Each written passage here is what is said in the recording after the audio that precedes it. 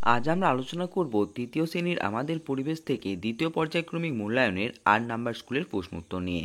দেখো, প্রথমে আছে খেলোয়াড়দের পোশাককে বলে, উত্তর হবে জার্সি।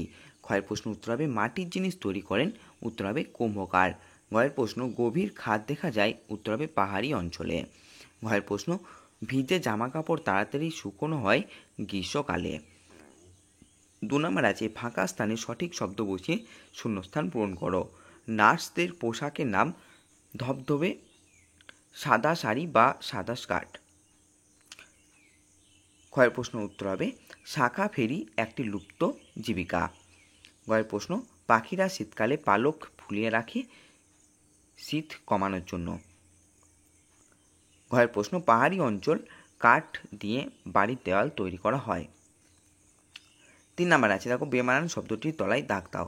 কাকা, জ্যাঠা, বাবা আর মামার মধ্যে মামা হবে বেমানান। ক্ষয়ের প্রশ্ন আছে, দেখো উঠান, দেয়াল, মেঝে আর ছাদ, তো এখানে উঠান হবে বেমানান। গয়ে আছে কাঁথা, সুতো, কম্বল আর চাদরের মধ্যে সুতো হবে বেমানান। গোয়ালঘর, শোবার ঘর, রান্নাঘর আর খাবার ঘরের মধ্যে গোয়ালঘর হবে বেমানান। ৪ নাম্বার আছে নিম্নলিখিত জিনিসগুলির চিত্রের সাহায্যে প্রকাশ করো। তো দেখো এখানে বাড়ির ছবি দেওয়া আছে, এরপর দরজার ছবি তোমরা করে নেবে যেমনভাবে আমি করেছি, এরপর পুকুর এবং সিঁড়ির ছবি। ৫ নাম্বার প্রশ্ন আছে, দেখো ক স্তম্ভের সঙ্গে খ স্তম্ভ মেলাও। তো ঘাস থেকে হবে মাদুর, জীবিকা থেকে হবে ব্যবসা, সুকুমার রায় থেকে হবে আবোল তাবোল, ডাকঘর থেকে হবে ঠিকানা। ৬ নাম্বার আছে, দেখো নিচের প্রশ্নগুলির উত্তর দাও, যে কোনো 5টি। কয়ের প্রশ্ন সিনথেটিক উল কী দিয়ে তৈরি হয়, উত্তর হবে খনিজ তেল থেকে।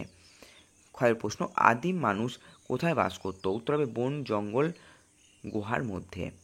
গয়ের প্রশ্ন যাযাবর কাদের বলে, উত্তর হবে বাসস্থান খাদ্যের খোঁজে যারা এক স্থান থেকে অন্য স্থানে ঘুরে বেড়ায় তাদের যাযাবর বলে।